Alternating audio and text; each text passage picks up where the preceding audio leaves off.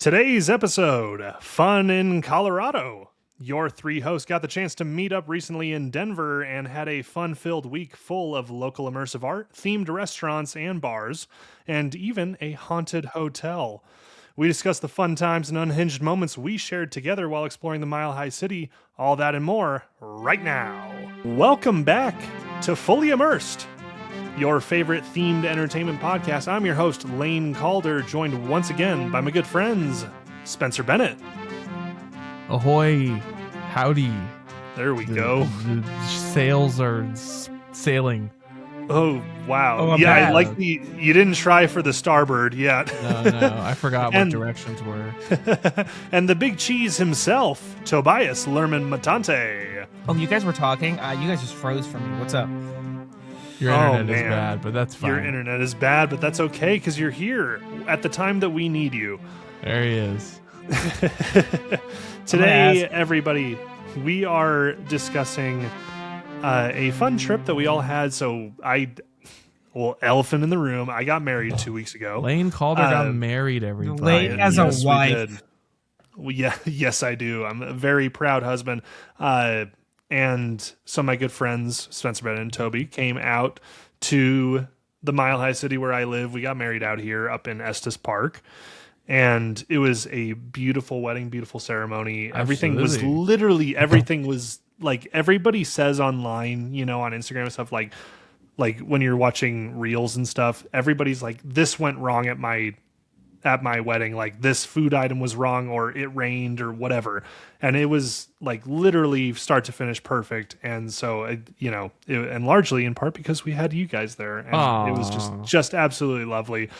So I love you, Sharon. I know you're listening to this. So, we love Sharon. We love Sharon. We are Sharon. So yes, it was lovely. Now, leading up to that, of course, a couple days before, Spencer, as my best man, threw my bachelor day. It's hard to say party because it was a whole day. It was long. Yeah. It was a long day, and it was great. I think that, we really explored what Denver has to offer on that day.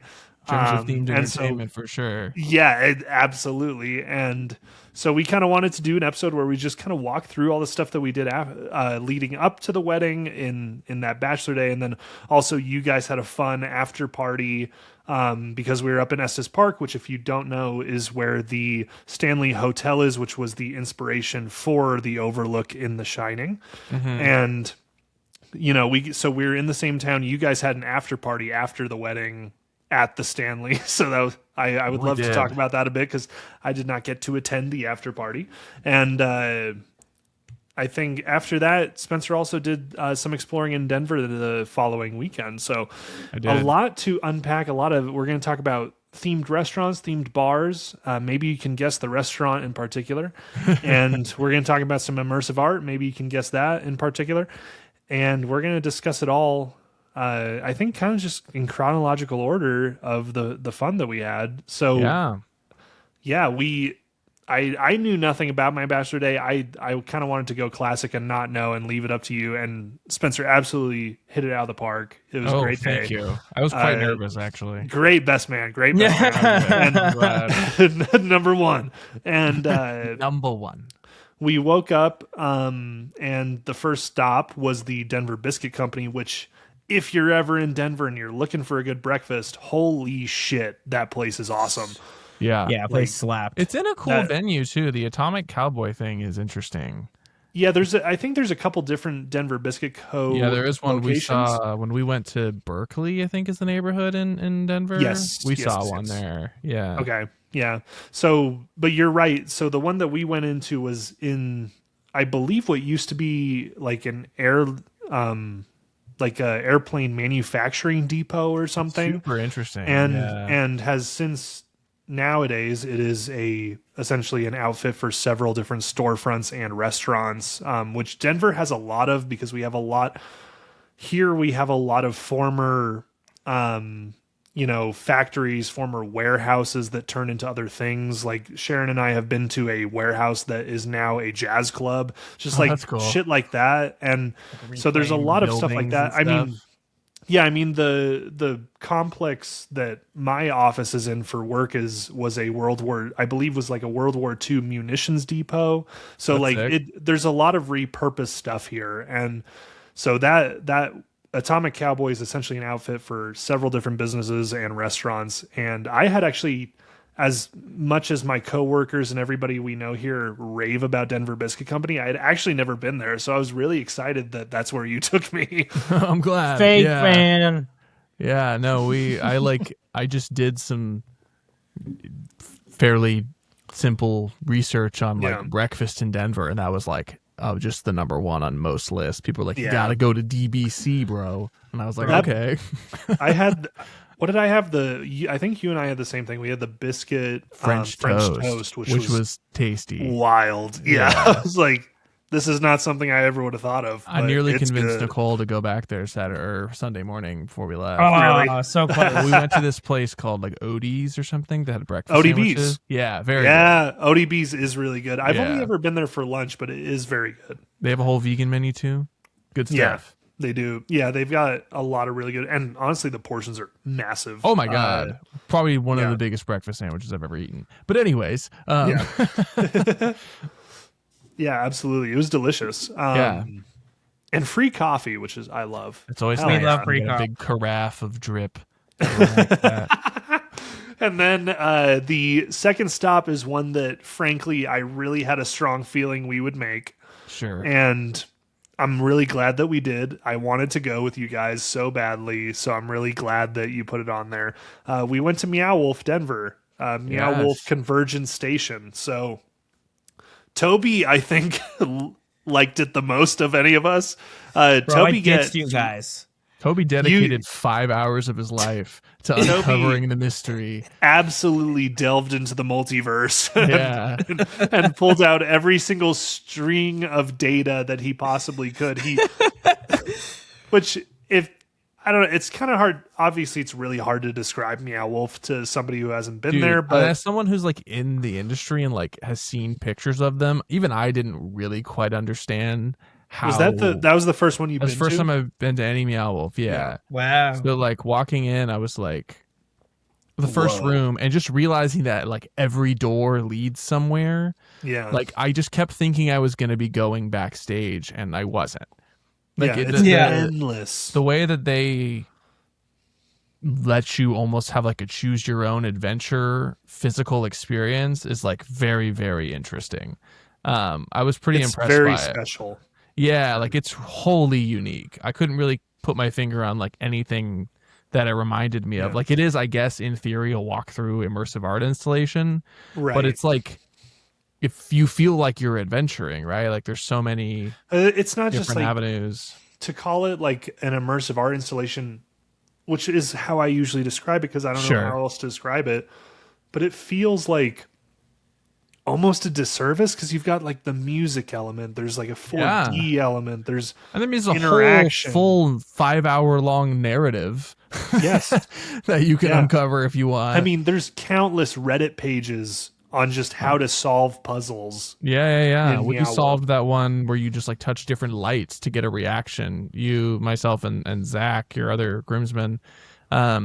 And it was like, we were like locked in trying to figure this thing out for like 10 minutes. And it was just to make like a light show happen. But you're like kind of get so swept up in the world and you're, especially like Convergence Station, I think we read is the biggest one. Yes. It is the biggest one. I mean, it's I believe it still is, right, Toby? I know they're building. I think so. They're building the Dallas one, right? So currently it's Vegas, Albuquerque, and Denver, right? I think the Dallas one might overtake us. I don't know how big it's supposed to be, but currently Denver is the biggest one.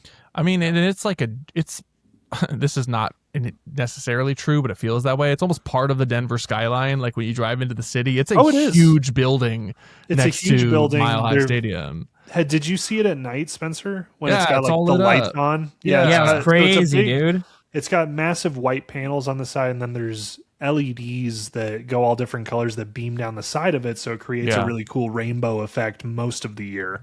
And then during certain times like Christmas, they'll do green and red, obviously, and then if the Broncos are like in the playoffs, they'll do those colors. Same with the Avs. And they'll do like Nuggets colors. Yeah, it's cool. Fun. Yeah.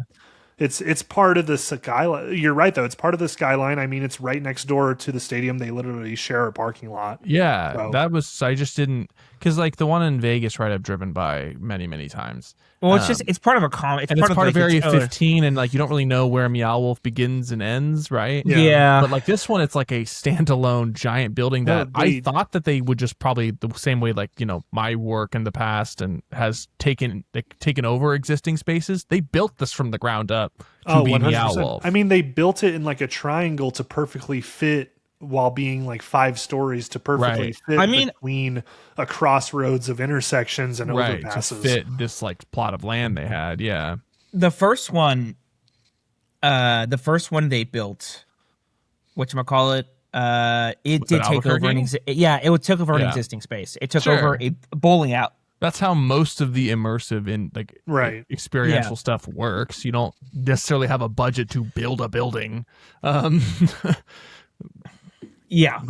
this one is like, I mean, I guess they made a ton of money in Albuquerque enough to justify these expansions. I mean, let alone, it's not even like, because you guys know how many like fields are outside of Denver. Like, oh sure, they built next door to the stadium, to Mile High Stadium. Yeah, it's pretty crazy. Like that. Yeah, like that. That's not cheap. No, that's not cheap. That's premier real estate. It's the same way that California's Great America is right next to Levi's, where the Niners play, and it's like they've been trying to buy out Cedar Fair / Six Flags forever to just get that land for like apartment buildings or something. Like commercial real estate and private equity has been begging Six Flags and Cedar Fair to sell that land. So yeah, that's a pretty penny, and I mean it's really something. I didn't really know what to expect, and there's just like so many lived-in worlds, and even without diving into the narrative, which Toby, I'm gonna make you dive into in a second here, okay? Because you were pretty into that. Just like there's like characters like in the space. There's like this little like pizza gremlin. If you like walk down some stairs and this like pseudo Chuck E. Cheese thing. There's the really posh looking dapper sloth with a bow tie. There's like this random like tree monster that looks straight out of Pandora. There's that like clear shimmering lady up on a cliff whose hair is dripping like a waterfall. Like yeah.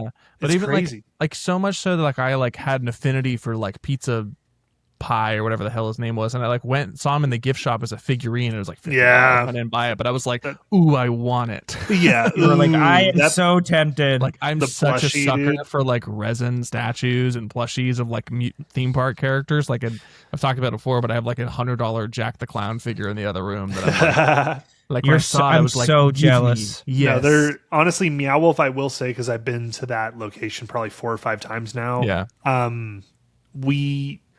Their merch has really taken a step up since the first time I've been there. Like, no, I was like really impressed. Like I was thinking like, oh, it'd be fun to get a little pizza guy. They probably won't have it because in my head I was just picturing pizza guy, like a pop up.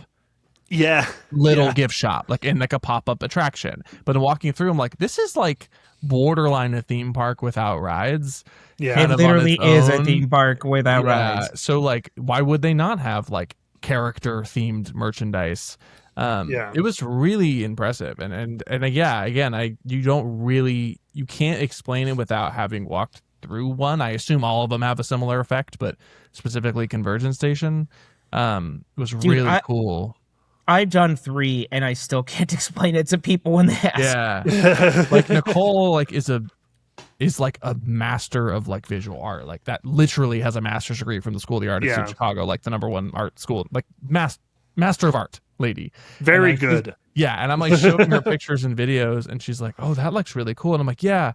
And I don't even think this is doing justice quite exactly what it is. Yeah. So like next time we're in Vegas together, I'm like, we're going to go and check it out. Yeah. You can look up pictures of it, and so that's why I think, we won't get into like the actual art element a whole lot to it, because it's hard. It's impossible to explain, but it's a cornerstone between, I don't know, like psychedelic art. Yeah, sure. And then also like subtle storytelling notes, and that's a good way to put it. And also just like both creating something and also repurposing. You know, like there's a whole room in the Denver one that we can kind of get into, but there's a whole room where it's just like street signs and a houseboat and then pieces of instruments, and they play in live time, and it's a musical that's happening around you in the room, but mostly made out of everyday items within our own space. You know, totally like street signs and whatnot. Yeah, it reminded me of that musical that toured Forever, Stomp. Like it was just like various elements of that was like life. The Stomp Room. Made into music, and then even like you froze for a second. It's all good. I couldn't hear anything. Yeah, you're fine. We were talking about the music room and how like they repurposed that was all sick. the different aspects of the city, and so if we want to like start blanket storytelling, I think blanket from the beginning. Spencer looked absolutely confused when we first walked in. Oh yeah, we came out of the elevator and I was like, "What?" When we first stepped into the place, it's a lobby, but it looks futuristic, and then there's signs everywhere giving you, instructions on transports. Yeah, They're in all an alien language. In an alien language, and then in English, it's flipping down like a train, like the departing train terminal, like it's a station. Yeah. And so it's a station. We got some beers, obviously. And then many beers. This is a bachelor event. We got many beers that day, but we got our first round of the day there, and then we went into. Now, when I will say, Toby, you might find this interesting. When the first couple times I went there, you could start anywhere. They did not direct you where to start. They said that's start usually how wherever they you do feel. It. Yeah, that's usually how the other two I've been to were. So we were directed to go. The elevator. The last couple times I've been there, they've done that, and including when I was with you guys a couple weeks ago, and they said take this main pink elevator, and I forget like if that guy gave us some sort of monologue or something, and then we were in. Yeah, there was like a little like elevator attendant little speech. And then there's a little light show. There's a little light show and some buzzing that made you feel like you were entering not only a different level of the building, but a different plane. Yeah. A dimension of sound. Yeah. A dimension of sound. And a fifth dimension. Oh, no. And, so there's a big light show in the elevator, and then you open and you're on that main city street. You know what I'm talking about? Mm-hmm. Yeah. The futuristic city street, and that's where your adventure begins. So that's not always how it was. You used to just like choose where you started. Interesting. I can imagine now they start you there. Super confused. Probably a narrative thing. Yeah. Yeah, and it makes sense. Probably a narrative where thing. The story would start. You arrive out of the station in like the convergence point, right? Like, so the whole idea is these different dimensions and universes are all converging at this one spot. And it has become like a futuristic city. Yeah. Which I enjoyed the like sci-fi Star Trek-y concept of that. Yes, right? It's so fun. When we got off, I was like, ooh. Yeah. So Toby, let's begin with your adventure because you got so deep into the lore of what was going on. This is my third one, dude. I had to. You guys mentioned all the artists, like it's local artists that they find and all that fun stuff? I did not. Please. Oh no, they just have a whole team dedicated to when they announce a Meow Wolf coming to a city. Mm-hmm. They basically have a team that goes and looks for the best local artists in that city. No way. They hire, and so they reach out and they give them like a contract, and they basically like sort of that's the way they. It's so recruit. weird that it's so weird then that Denver's is very psychedelic. I don't know why that would be. No, I'm not super sure. They are given the artists psychedelic drugs. Come on, that's not. We don't do that. What? They are given like a deck with the narrative and what each room they're given like a narrative and an overview of what the space is supposed to be, and then the artists like use that to pitch what they want their room or their exhibition to be, and then Yeah, it's a really in-depth local That's process. Awesome. Yeah, that's so cool. Yeah, so it's like very different artists design different rooms, and they like piece the narrative together with that. Exactly. That's so sick. like it's like kind of like it's like a TV where like there's like the showrunner and they give every director like their own like idea and writer and what they want to. Same kind of thing with artists. The artists are like, so hey, cool. Oh, you're known for street art. We think you might fit well in this section. Give us a pitch for how you want to interpret this, and they either green light or don't green light it, and it gets built in. So and I'd be curious if they have any impact on what the installation, like what the actual activation each room is. Like that one room where you're basically playing like Plinko, or whatever they call it. Oh like, yeah. I wonder if an artist said like, oh, this is a room where you need to get 3 different codes to unlock a piece of story. What if we did it as like a big Plinko pinball hybrid? I'm not sure if in that case it's How like do you mixed with like this. Come up with that, dude. Yeah, but I'm wondering if maybe that, like, is already established of this is going to be the activation in your room, build around that kind of thing, or no? I think it's more like they're like, hey, I want to do this activation because I like Plinko or whatever, and then they're like, oh, this fits well with this part of our story, and we're going to integrate you having to find the codes or whatever through that. Yeah, right. I just fucking love Plinko, and I'd like to do something. Is that what it's called? I think that's Plinko, I think so. Right? I think so. Yeah, no, I think you're Plinko. right. Okay. Yeah. I don't know if I was wrong because Red Letter Media does this with like terrible movies and they call it Plinketto because Mr. Plinkett. So I don't know if I was saying it wrong, but Plinko, yes. No, yeah, it's Plinko. Yeah. Yeah. I knew what you're talking about. Yeah, and so like that's like their process. And I mean like what with the other two that I've been to, Omega Mart, you walk into a supermarket and there's multiple entrances into the trippy part. That's the artsy part, the fun part. Fun. But the facade is a supermarket where it's slightly off and you can buy like the actual merch on the shelves and everything. And really? You can buy the stuff? That's cool. Oh yeah, you can buy it. It's there. It's all themed and whatever. And then they figured that part out. Like I said, like the last few years, amazing. It's gotten way better. Take of my money. Yeah, they've definitely figured out. They're cornered their merch store for sure. Oh, they fucking know. They know what they're doing. And then what's it called? House of Eternal Return is literally like you walk into a house in a neighborhood at night. It's just a house. Is that the Albuquerque one? Yeah, that's the Albuquerque one. That's awesome. You walk into a house, and that's my favorite in terms of setting up narrative because that one, like, because it's just a house when you walk in, it gives you time to really look at watch the TV and look at through like family stuff and call the phone number and everything and kind of figure out the story before you get into the trippy part. Sure. Anyway, this one, it was like 2 weeks ago. I should remember this. Listen, there's 50. There was like 3 missing. Yeah, no. So it's basically like a bunch of different universes decided to accidentally converge at the same place, multiverses, right. And that's what this is. It's not so much a train station as it is like a terminal into multiverses. That's why it's the convergence station. Yeah. And so like, yeah, there's this company doing research on it, and at the same time, there's like this woman who is trying to.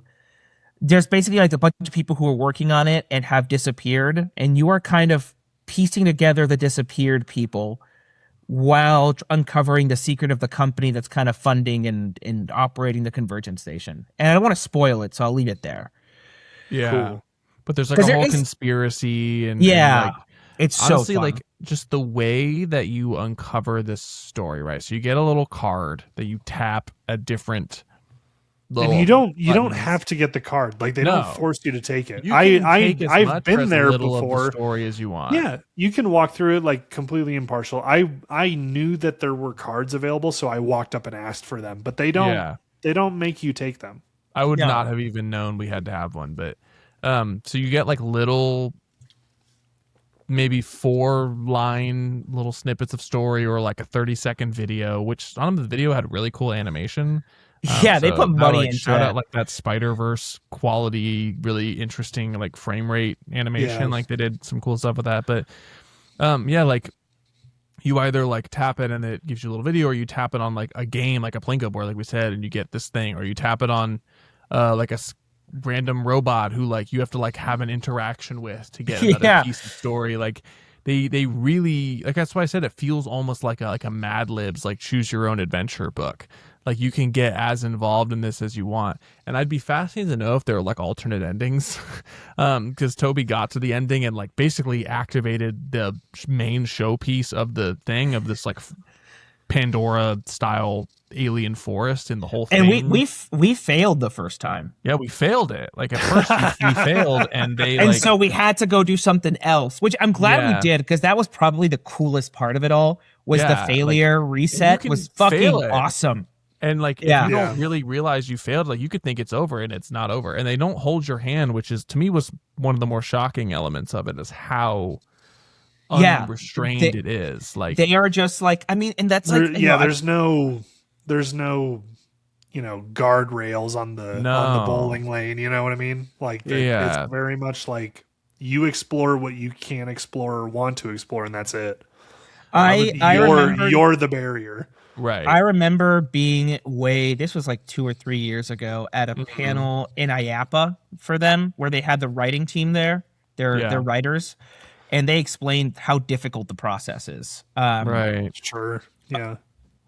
Dude, I almost messaged that guy Nick that we know from T. I almost like messaged him because he works for them now, to be like, dude, you got to give me the scoop on how this stuff works. Like, this is the coolest thing. They basically they understand on a narrative level, like purely absolutely. writing. And this is like, they explained it. They understand that they have to write a story that is comprehensive and can be started at any point. Yeah, that is crazy writing exercise. That is their challenge. Any entry point. Like some films do that. Like you could say, like, sure, like Pulp Fiction, Memento, like what, like there's what's the movie that came out last year, Strange Darling, kind of. I just saw that. Sorry, non sequitur. I just saw that for the first time, like twice in 1 week, because it blew me away. I fucking love that movie. Sorry. Like non-linear writing is something truly insane but special, absolutely. And it's really interesting that that's how they have to write it, because you have to be able to introduce yourself to the story at any point. Right. And good. That's fucking hard. I can't imagine how difficult that is. Yeah. And these are not simple stories. These are very intricate, complicated stories that also tie into each other, and they tie in. Like you don't have the way, like, you're telling, we all have film degrees and writing degrees, right? Like the way you have such control of the space in like a film, right? Like it's a 2-dimensional shot. Yeah. The information that you are conveying to the audience, you are entirely in control of what's there. When you design like a room, like, yes, you have control of the information in the space. You have zero control over like how quickly it's interacted with, what's seen first, what they do with it. Like if someone pulls a book or whatever out of a shelf, like there's so much moving elements of it that are out of your control, even though like you created the thing. It's right? even harder than writing for a ride, because in a ride you have a vehicle that tells you where to look. Think about the script. Pace. Right. Think about the script for Monsters Unchained versus the script for Meow Wolf Convergence Station. Like, Monsters Unchained, if you were to read that script, would really not be that different from reading like a short film script. Like a 6-minute short script. Beginning to end. Right. Is that available anywhere? I don't know. There's a cool Disney scripts. You can I would love before. I read Pirates and I read Haunted. Pirates is actually pretty in depth. Yeah, their scripts are really cool. For sure. And like you build out characters in that, but like even then you're still, like you said, there's a pace in A to B. Like the way that your ride vehicle goes from one room to the next is the same way a scene cuts to another scene. Right. But in Meow Wolf, it's like they can go to your room, go back a room, come back in this room again. Like there's zero control over what. Leave and enter a scene at any point in time. Any point you want. You can look at it from every different angle in any order you want. You have to have all of the information present in a way that is like bendable, Yeah, I feel like it's akin to, it's probably video game writers who they have to bring in. That's a good point. It's probably like anybody who does That's an open world. point. open world video game writing, I feel like is probably the Yes, closest 'cause you're you going to can- find to this. You can That's start a so side exactly quest at what any it point in is, time. dude. That's Yeah. such a great point. That's what it felt like. I was trying to put my finger on it. It felt like I was in an open world video game. Because Yeah. when you're writing like a side quest, you don't know if the player has been through the first part of the story or is even all of gonna the story, finish or it. has even already beaten the main story and before they do Right. your mission. So like it has to fit anything. Right. And I'm like a huge fan of Breath of the Wild and Tears of the Kingdom. And so it's like the same idea where it's like you can start the side quest if you want. Don't have to. But you know what? Even then, they have guardrails. They can put in guardrails in a video game for you to not go to a certain area yet You can't or not climb do up something. the wall. And I'm sure like there are safety things in Meow. You can't like jump off. We joked about jumping off the top of the tree in Meow Wolf, and that's not a thing you can do, obviously, because you would die. But yeah, there's a solid couple rooms where there's but- like a 3-story drop. Yeah. Yeah, it's large. I assume that's probably the main differentiator, Toby, between the other locations is like there's several floor tall rooms available. The other ones are huge. I mean, Omega Mart has some massive rooms. I don't think any of them. That's cool. Yeah, and you know what? I think House of Eternal Return also has a similar room to that main like jungle type area that this one has. I think House of Eternal has something like that too. So they're always made to be deceivingly big. Yeah. Yeah. I just can't imagine the to quote Troy Aikman, the like stones you have to have to build a like in the case of Convergence Station, like mild spoiler, I guess, there's like a giant ice palace in like a back room. Oh, it's phenomenal.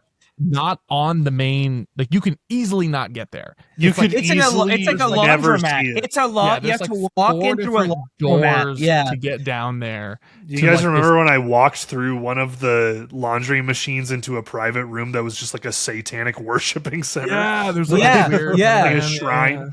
Like to spend that kind of budget on like what is in your third act of your story, right? Is that palace that is this like probably 30-foot tall, like forced perspective is being used, obviously, just like incredible looking shimmering castle of ice, and to like have that be behind like what feels like 3 different doors if you don't go a certain way, like is crazy. If you miss put like that budget onto something like that.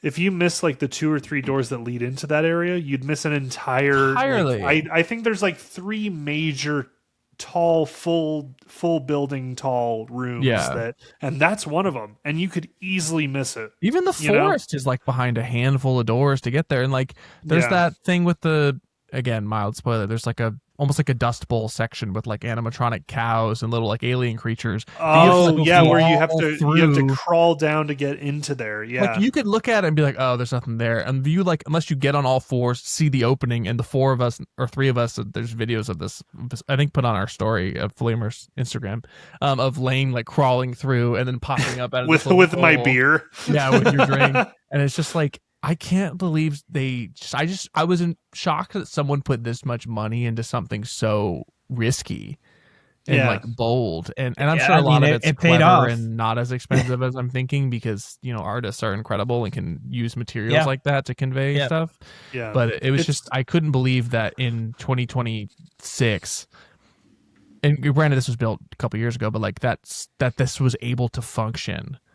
Yeah, like with the cost of things, like it completely flies in my cynical ass take of people don't care about this stuff with theme parks, because like clearly Meow Wolf is successful. So how did that?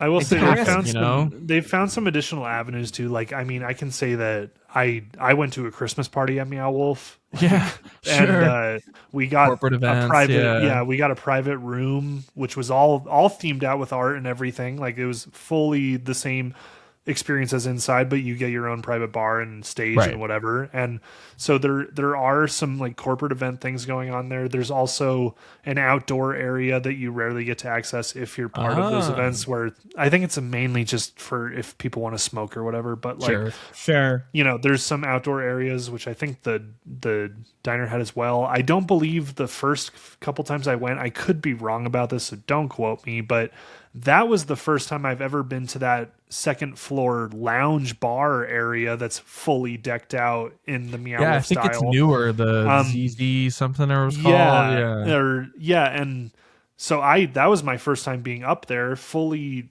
themed out cocktail bar with a stage for live entertainment and everything. It's like a spin on Mos Eisley, kind of little alien like cantina. Yeah. And they do EDM concerts like in the big forest in the big forest room with the I call it the gloopy glop forest. Like to make money. They've found some other ways to bring in other revenue for sure. Smart. Yeah. You have to be able to have a way to do that. When you're going to put that much money into, like we said, what is effectively a theme park without rides, right? In a just in a building, it's really something. I'm back.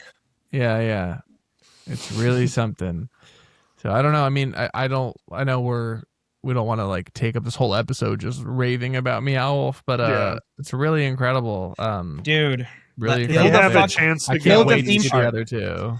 Build a theme park. Well, there's a lot more you're missing. There's the ride at Elitch Gardens that I'm I know gonna have to go back to Denver to ride. Yeah, I'll need to do that. I'll do it. I'll try to do it this summer when they're open, and I'll send you some content or something. I want to see like what I forget what the ride, Kaleidoscope or something. It's like a ride. Yeah, Kaleidoscope. Yeah, I can't imagine what they do with an actual like A to B storytelling. Like considering how skilled you have to be to tell the stories they tell, like that's going to be mind-blowingly cool. There's currently 4 Meow Wolves. So there's House of Eternal Return, Santa Fe, Las Vegas, Nevada, Omega Mart, Denver, Colorado, Convergence Station, Grapevine, Texas, The Real Unreal. Okay. That's the only one I have. Yeah, it's the one I didn't go to, and now I kind of regret it because it's the only one I'm missing. And I had the chance, I just didn't go when I was on over there for work. Well, next time you're in Texas for work, check it out. I will definitely go, and I'm gonna take Ellie. Fuck it, I'm gonna go with her. That's an excuse to go. And then now the 5th one opening this year is in Los Angeles. I knew the LA one was coming because it's by Into It, right? It's it's a 5th one, and I think it's movie theater themed. I think that's probably what it is. Yeah, there is that like little movie theater room in the Denver one. That's with like a David Lynch-esque like uncomfortable. Yeah, it was like a Denver. Yeah, David Lynch movie about theater butter or something. It was so fucking super weird. Yeah. It's like I felt but they shot that shit. Oh yeah, they did. It was completely original. Yeah. Yeah. I don't know, man. If you have the ability to, definitely go with some friends because it is a very unique experience. There is literally nothing like it. No, and they're gonna be printing. They're gonna. I mean, like, I think if they ever decide, and I don't know if it makes sense, honestly, because like, I don't know if it ever makes sense for them to actually build a theme park. I just don't logistically know why. The investment you think each one of these has, I cannot imagine what a theme park of that level would cost. And I don't know how you do it with a park unless the whole thing's indoors. But if they ever get in, I mean, dude, look out. Yeah, look out. For sure, look out. So moving on, our next stop was actually Odell Brewing, which is nice. one of my favorite breweries in Denver. It was lovely. I went again. Did you really? Yeah, I went. Well, did you know they have a rooftop bar? We didn't go. Yeah, they do. Well, we didn't go up there because it was cold on the day that we were doing it. We were also pretty drunk. That's true. Yeah, it was cold. But yes, the rooftop. Well, the rooftop bar is really cool because it looks out over Sloan's Lake, which is very lovely. That's where I was. But so I've been up there several times. But yeah, we got there and Spencer said, $6 beers, rack them up. Rack them up. We, the day definitely continued there and took a turn. And then, then we went right down the road to Casa Bonita. We did it. So we did it. The Big Daddy. Hell yeah, dude! I don't know if you can see. Toby is wearing his Casa Bonita shirt. I've got my little map of the restaurant here. The little kids. Nice! It's just taped right now. I think I was like slightly less excited to go to Casa Bonita than I was to go to Epic Universe, and that says something. It was low key. on par. I was like, epic. I'm so excited. I've been waiting for this. And I was like, Casa Bonita, dude. Yeah. So I mean, for people that don't know what this is, Casa Bonita is if Blue Bayou was a Mexican restaurant, it's and the instead Disneyland of Mexican restaurants, and instead of a ride, there was just like various walkthrough and attractions and shows, and it's just like this little massive, mini haunted house. It looks like the Epcot Mexico Pavilion, but with like silly, like kitschy haunted mansion-esque little things.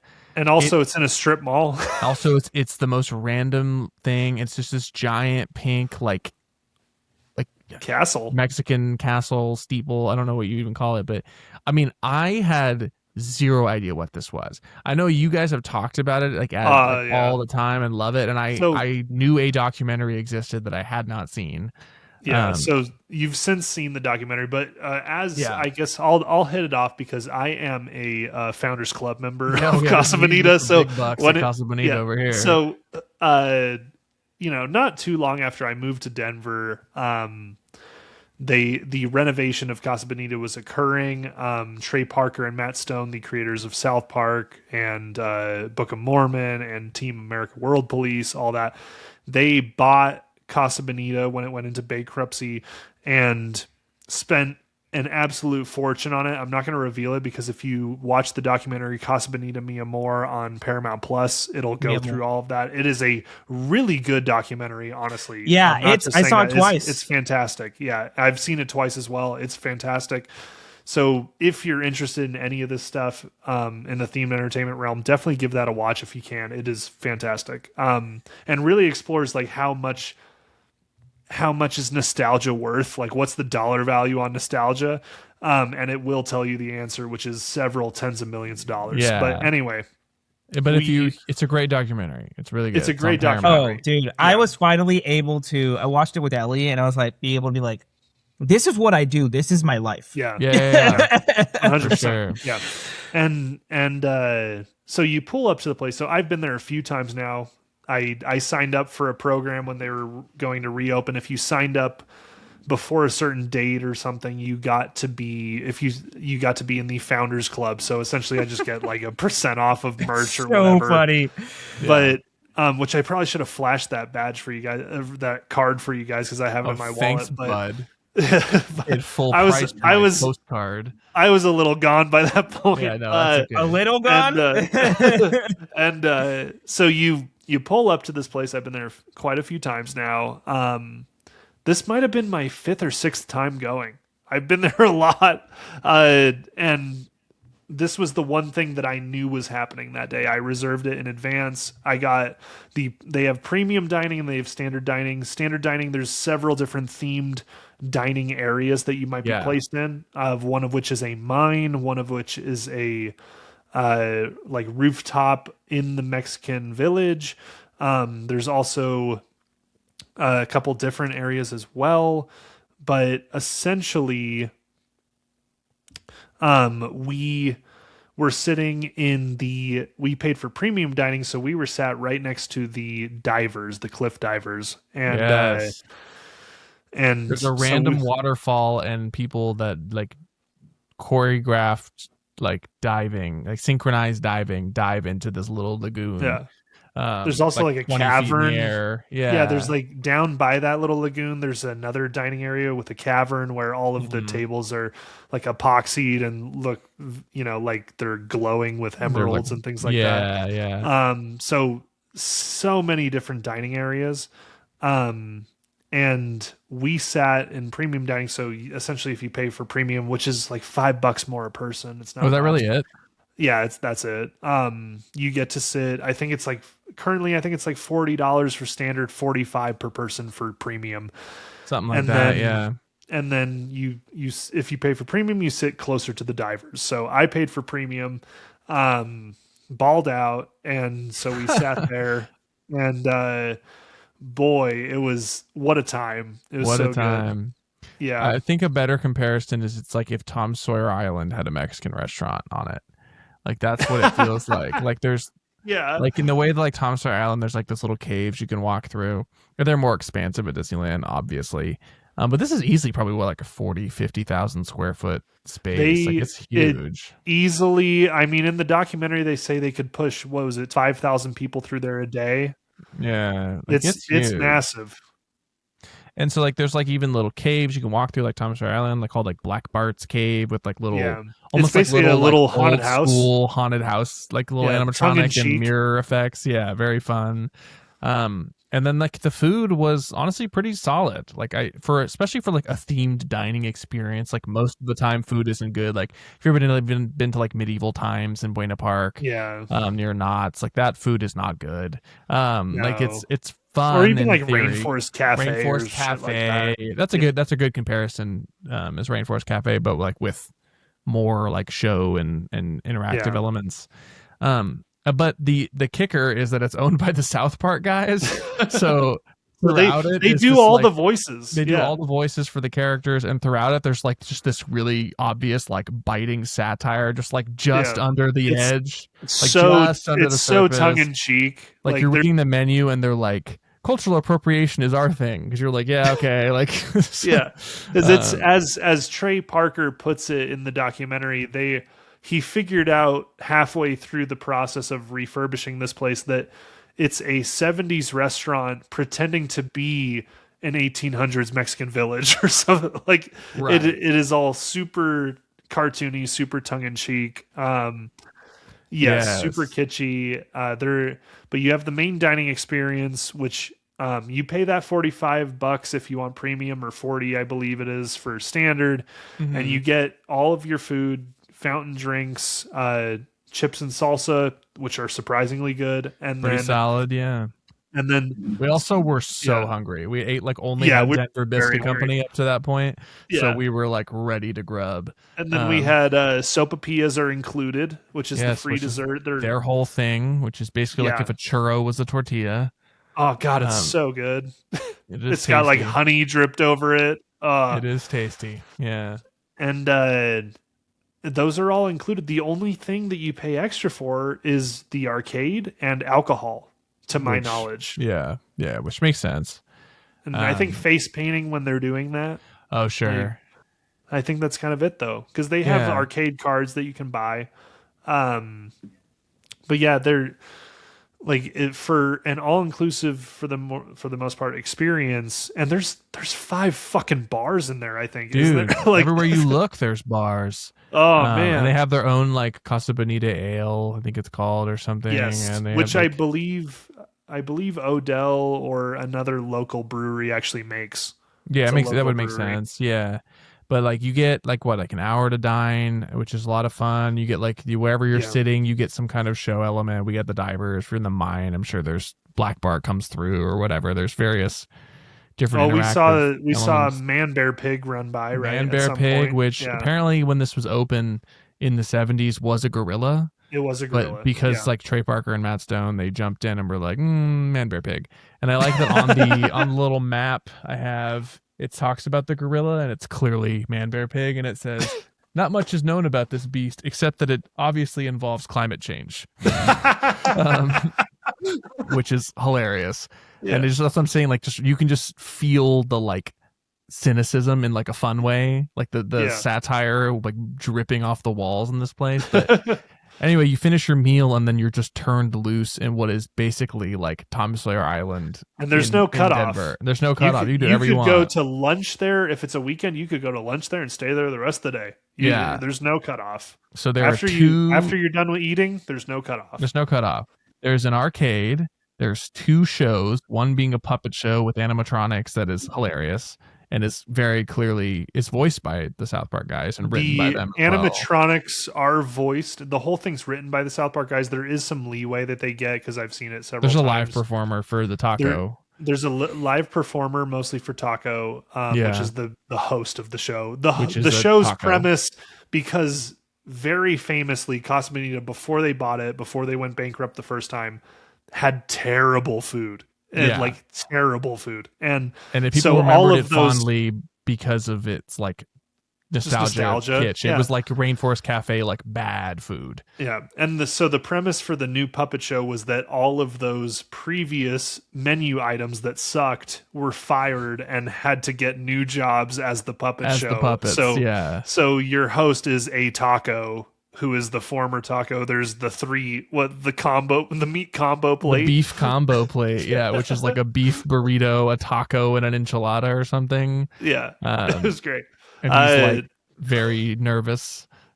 I think, well, is it like the taco comes out as immediately like, you know who doesn't like tacos? My ex-wife. She left me. I'm saying she left me, kids. Like, it is so tongue-in-cheek. No, and they bring out like chips and salsa, and Chip is like doing a dive into salsa, and he like dives and misses it and dies in the middle of the show. The Chip puppet is like commits suicide on camera. There's an animatronic that says, "Sorry you had to witness that, kids." Yeah, there's like a little like Tiki Room-esque talking tree, and there's like a little like piano ragtime player, and it's like just so over the top and silly. It was hilarious. It's like Enchanted Tiki Room if South Park did it with Mexican food for some reason. It's genuinely funny. Like the puppet show is genuinely good. Like it's good.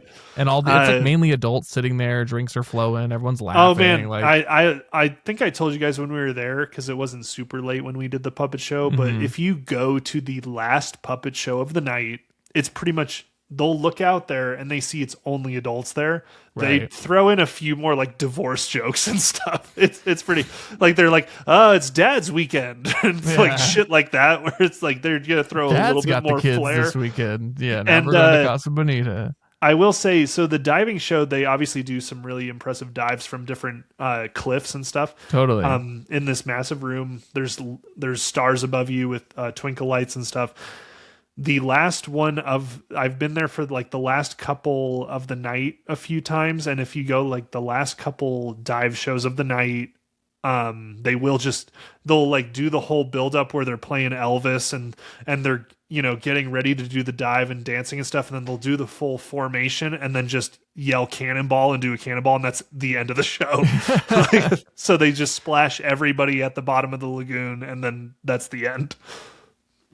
So that's awesome. Just a lot of really just a lot of fun ideas, you know, just it's there's goofy. Like a magic show with like a like failed magician, and that's the whole joke, because he's bad at being a magician, called Sorcero.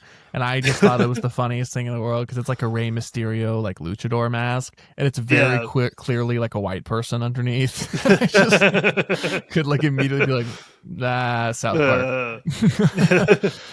No, it's so good, dude. And you walk through the caves, and there's like treasure you can find, and it's just there's fun. a little, I remember you walk through the caves, and there's treasure, and on the treasure is an Evil Knievel lunchbox. On like, and then there's like a fortune teller guy wearing a 70s artist shirt. I forget the name of the artist. Farrah Fawcett shirt. Farrah Fawcett.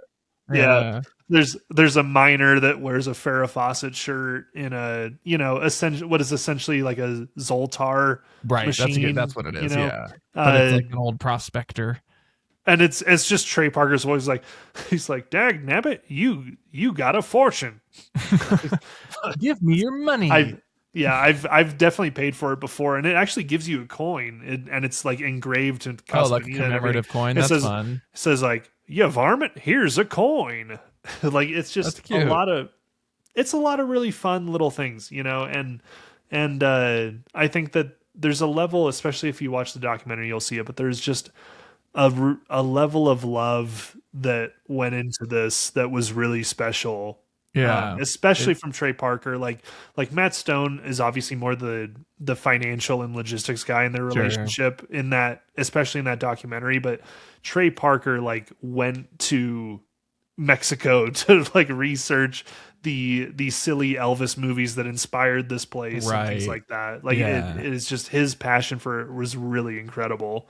Yeah, the Casa Bonita Mi Amor on Paramount Plus if you want to watch it. It's like 90 minutes. It's really great. It's also like a wonderful window into what our jobs are and what like the themed entertainment space is that pretty much like for most working people who don't have the luxury of working for Disney or Universal, like this is kind of what this career looks like for a while.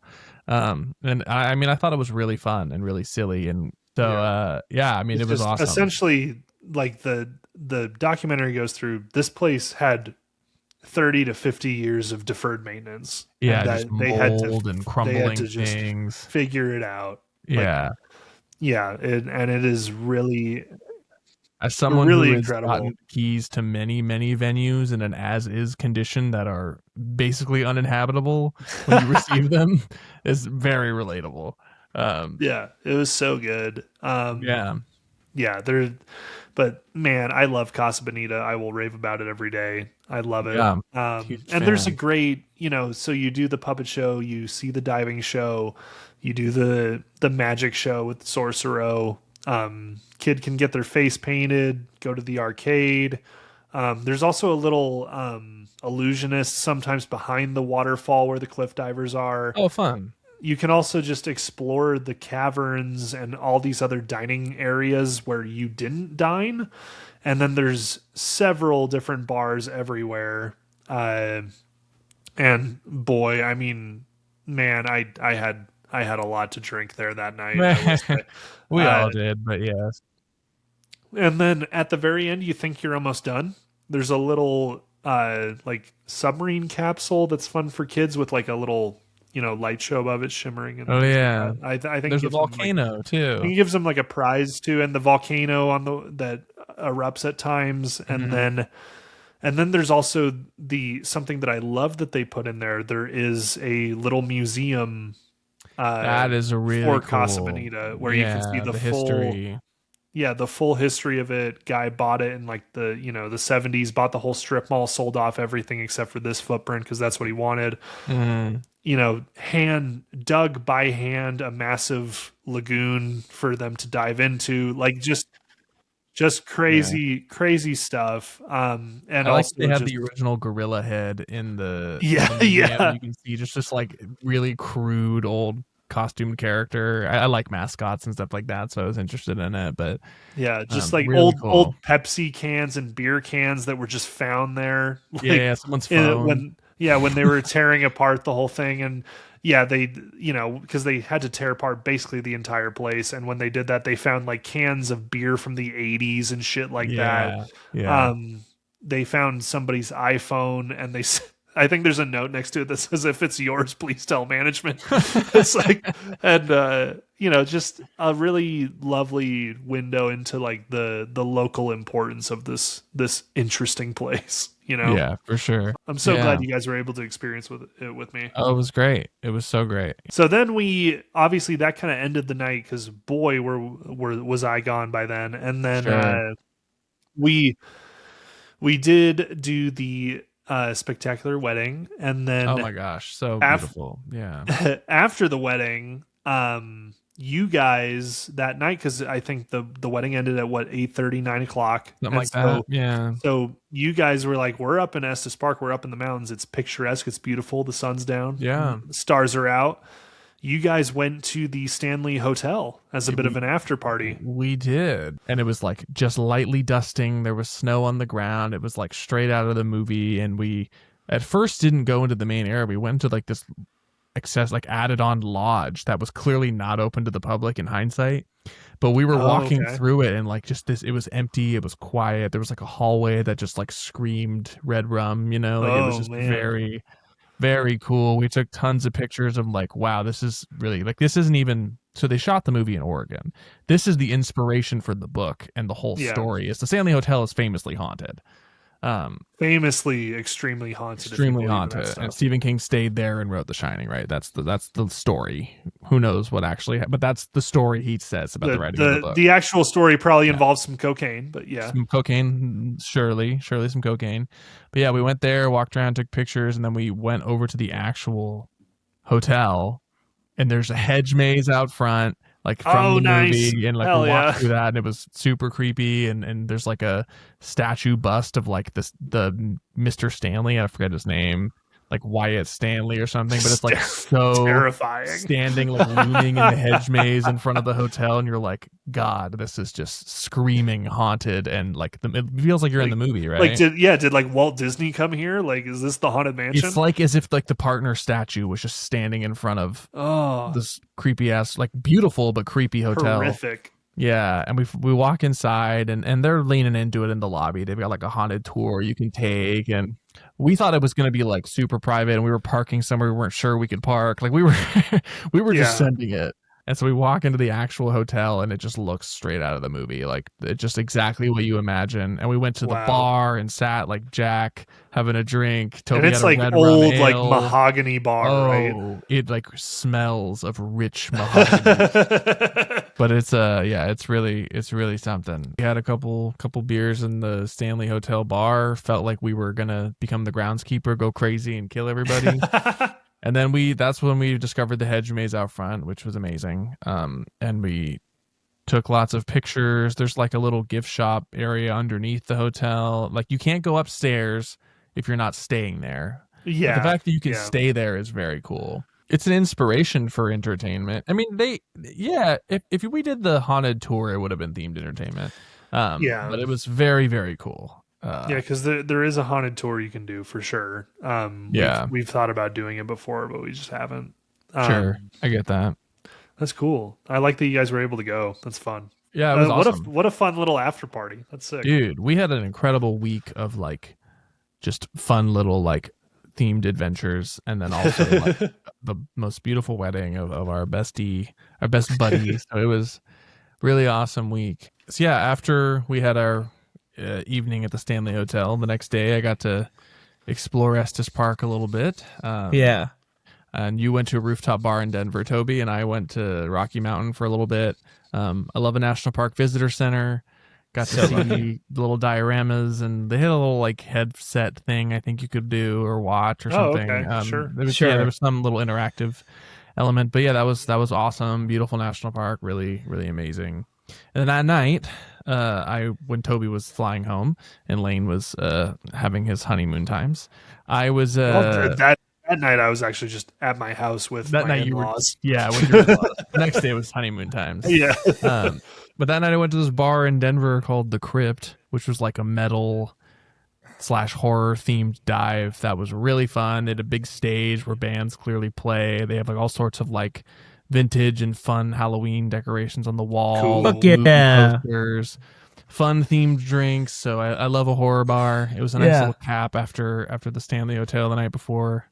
A continuation of horror themed libations. So yeah, it was fun. Denver was a cool place. I really enjoyed it. This was a lot of themed things in Denver. Like Denver. Our original plan after Casa Bonita was this place called Beacon, which is like an immersive arts nightclub. We didn't get a chance to go because we all got a little too lost in the sauce at Casa Bonita. But I walked by it that night and I was like, "Oh, this place looks cool." So, Lain, you should check that out if you ever have a chance. I will. Absolutely, because that's a fun idea, like an immersive nightclub. I wonder who has ever had that idea before. Not someone I know. Don't know what you're talking about. But I mean, it was cool, man. Did anyone else have anything else they wanted to share, or do you want to just wrap our Denver trip with a nice little bow? Let's wrap it up. I think that was kind of the nightcap on it, man. There it is. Yeah, absolutely. Thank you all for joining us for another episode of Fully Immersed. This was our trip together, our most recent meetup, I think for the first time since Halloween season, when we all briefly got to hang out in LA at some point. So very nice to see you guys as always, and thanks again for taking part in my wedding. It was so great. Anytime, buddy. Hopefully not again for obvious reasons, but anytime. That's great. But yes, thank you all for joining for another episode. We are on YouTube and Instagram and TikTok at Fully Immersed Pod. So if you are watching us on one of those, thanks. We're always posting shorts and stuff like that. So make sure to give us a follow. If you are actually watching us currently on YouTube, thanks so much for joining us. Go ahead and click subscribe, like, let us know who has the best haircut or who lives in the best city or whatever you want to do. And, other than that, we are always posting new stuff. So like I said, make sure that you follow along and subscribe if you can. If you're on a podcast app like Spotify or Apple Podcasts, just give us 5 stars, 5 thumbs up, 5 middle fingers is preferable, but most of them don't let you do that. So definitely give us a like if you can on that, so that we can keep bumping up to the top of your algorithm, because those things are weird. Yep. Once again, I've been Lain Calder. This has been Spencer and Toby, and we will see you all next time. Bye. Bye.